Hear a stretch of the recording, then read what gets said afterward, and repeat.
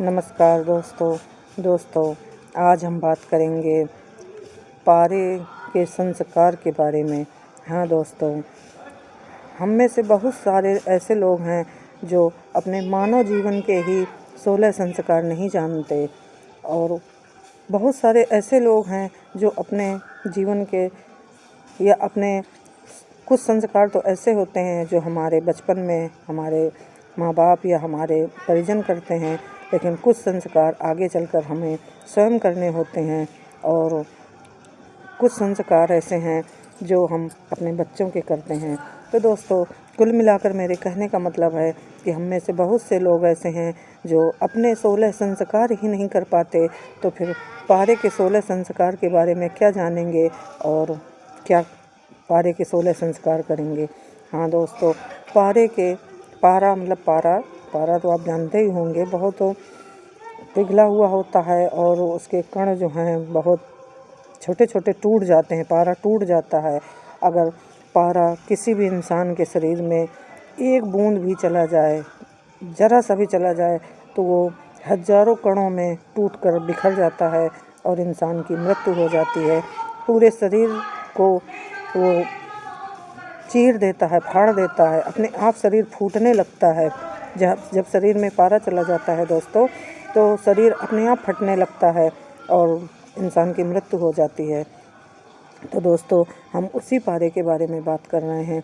दोस्तों, पारे के 16 संस्कार होते हैं, और जब 16 संस्कार उसके पूरे हो जाते हैं तो वो पारस पत्थर बन जाता है, और उस पारस पत्थर को आप किसी भी लोहे के समान में, कोई भी लोहा हो, उस पर आप उस पारस को स्पर्श करा दें तो तत्काल ही वो लोहा स्वर्ण में बदल जाता है। हाँ दोस्तों, हमारा देश सोने की चिड़िया कहलाता था। अब तो वो सोना नहीं बचा है, क्योंकि मुग़ल और अंग्रेज़ सब सोना लूट ले गए। तो दोस्तों, इसके पहले हमारा देश सोने की चिड़िया कहलाता था। तो वो क्यों कहलाता था? इतनी खदानें हमारे यहाँ सोने की नहीं थीं। हमारे यहाँ वो कला थी जो हम में से बहुत सारे लोग वो कला नहीं जानते। दोस्तों, हमारे यहाँ पारे को 16 संस्कार करके पारस पत्थर बनाया जाता था, और उस पारस पत्थर से लोहा को स्पर्श कराकर सोना बनाया जाता था। हाँ दोस्तों, ये प्राचीन किताबों में आप देखिए, ये मैंने पढ़ा है और मैंने कोशिश भी की है पारे का पहला संस्कार करने की, लेकिन वो चीज़ें, वो जड़ी बूटियाँ हमें नहीं मिल सकती, यहाँ पर उपलब्ध नहीं है दोस्तों। इसलिए मैं आपको बता रही हूँ। अभी भी अधिकांश लोग कुछ हैं, उनकी संख्या कम है, लेकिन आज भी किसी किसी के यहाँ पारस पत्थर है, और पारस शिवलिंग भी बनता है। हाँ दोस्तों, जब पारे के संस्कार किए जाते हैं, 16 संस्कार पूर्ण होने पर वो पारस पत्थर बन जाता है, और जब पहला संस्कार उसका होता है, जो पारा बिखरने वाला होता है, जब उसकी 8 घंटे जड़ी बूटियों और शुद्ध शहद में घुटाई की जाती है, तो दोस्तों उसका पहला संस्कार हो जाता है। और पहला संस्कार होने पर पारा मक्खन की तरह सफ़ेद और ठोस में परिवर्तित हो जाता है। हाँ दोस्तों, जब पहला संस्कार उसका पूर्ण होता है, 8 घंटे की मेहनत के बाद वो पारा शुद्ध रूप से बिल्कुल मक्खन की तरीके आकार ले लेता है, और इस मक्खन की तरीके सफ़ेद हो जाता है, और फिर वो आगे दूसरे संस्कार के लिए प्रयोग किया जाता है। तो दोस्तों, यहाँ पर हमें संस्कार नहीं करने, क्योंकि यहाँ पर हमें इतनी सारी जड़ी बूटियाँ नहीं मिलेंगी जिससे हम पारे का संस्कार कर सकें और उसे पारस पत्थर बना सकें। बहुत सारे लोगों के यहाँ आज भी पारस शिवलिंग हैं। दोस्तों, पारस शिवलिंग की पूजा करने पर अनंत फल प्राप्त होते हैं, और जहाँ पर पारस शिवलिंग है वहाँ पर स्थायी लक्ष्मी का वास होता है। हाँ दोस्तों, लेकिन ये सब के यहाँ मुमकिन नहीं है, पर आज भी कुछ ऐसे घर हैं जहाँ पर पारस शिवलिंग है। तो दोस्तों, हम ये बताने की कोशिश कर रहे थे कि हमारे यहाँ, हमारे देश में पहले पारस पत्थर से स्वर्ण बनाया जाता था। लोहे को स्पर्श कराकर स्वर्ण बनता था। तो दोस्तों आज भी पहाड़ी क्षेत्र हैं, जब हमारे यहाँ मुग़ल आए और अंग्रेज़ आए तो यहाँ का सब सोना लूट ले गए, सब जेवरात लूट ले गए, मंदिरों को भी नहीं छोड़ा, मंदिर भी लूटे, मंदिरों में तोड़ फोड़ की, और जो जहाँ जैसे भाग पाया वैसे भागा। तो लोग यहाँ से जब दूर दूर गए, भागे लोग, तो कुछ लोगों के यहाँ का वही पारस पत्थर पहाड़ों की तरफ कई जगह गिर गया। आज भी आप लोग देखिएगा कि जब पहाड़ों पर लोग बकरियां चराते हैं, भेड़ चराते हैं, तो वो अपने बकरियों को और भेड़ों को पैरों में वो लोहे का, वो जैसे हम लोग ये चप्पल जूता पहनते हैं, इसी तरह वो अपने भेड़ बकरियों को पहना देते हैं पैरों में, कि अगर कहीं पर वो पत्थर टच हो जाए भेड़ बकरियों के पैर में, वो लोहे का जो पहनाते हैं वो, तो उससे जो है वो स्वर्ण में बदल जाता है।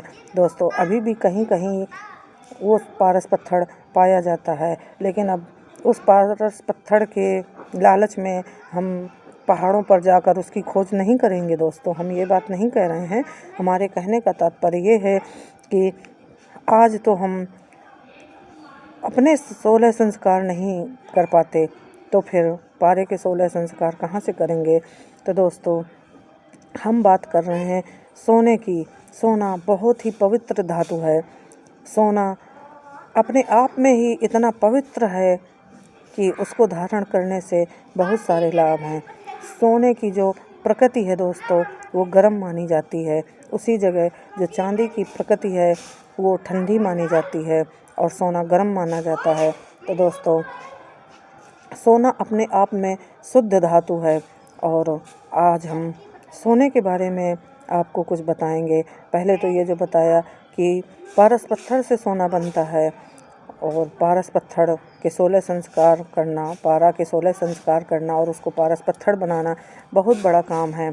आज के युग में तो लगभग नामुमकिन है, क्योंकि किसी के पास ना तो उतनी ताकत है और ना वो औषधियाँ, वो जड़ी बूटियाँ प्राप्त हैं, वो शुद्ध चीज़ें प्राप्त हैं, क्योंकि आज तो हमारा खाना ही दूषित हो चुका है, सारी चीज़ों में मिलावट है।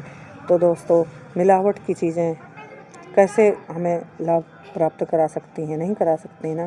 तो अब हम आपको ये बता रहे हैं कि सोना अपने आप में शुद्ध है, अपने आप में पवित्र है, और सोना धारण करने से क्या होता है। तो दोस्तों अब हम आपको ये बताते हैं, सोना वैभव का प्रतीक है। जब सोना आप धारण करते हैं तो आप वैभवशाली होते हैं, लेकिन सोना धारण करने में भी अलग अलग प्रावधान है कि कहाँ पर क्या धारण करना चाहिए।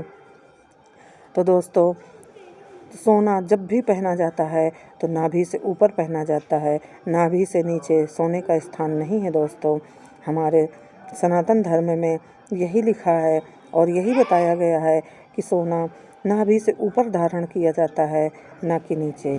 और हमारे पाश्चात्य देशों में देखिए, तो मैंने भी कई वीडियो देखे हैं, तो हमारे यहाँ जैसे कि ब्रिटेन का मैंने एक वीडियो देखा था, अंग्रेज़ों के यहाँ का। तो दोस्तों वहाँ ब्रिटेन में आज भी राजा वाली परंपरा चलती है। वहाँ पर आज भी पारंपरिक चुनाव होता है, और वहाँ अपने यहाँ जैसा लोकतंत्र नहीं है। तो दोस्तों हमारे यहाँ लिखित संविधान है, जबकि ब्रिटेन में पारंपरिक संविधान है, वहाँ पर कोई लिखित संविधान नहीं है। तो दोस्तों वहाँ पर आज भी सोने का दुरुपयोग होता है। मैंने वहाँ के राजा का वीडियो में एक टॉयलेट देखा था, जो टॉयलेट सीट सोने से बनी थी। तो दोस्तों ये तो सोने का अनादर करना है, लेकिन ये वहाँ की बात है, उससे हमें क्या लेना देना। हमें अपने भारत की बात करनी है। हम यहाँ, हमारे यहाँ सनातन धर्म में सोने का दुरुपयोग नहीं करने के लिए बताया गया है। सोना हमेशा नाभि से ऊपर पहना जाता है, और सोना अपने आप में पूजनीय है और बहुत ही शुद्ध धातु है, पवित्र धातु है। तो दोस्तों आगे हम दूसरे वीडियो में आपको सोना धारण करने, कहाँ कैसे धारण करना चाहिए, इस बारे में बात करेंगे। और दोस्तों मेरे अगले वीडियो का इंतज़ार कीजिए। जय श्री राम मित्रों।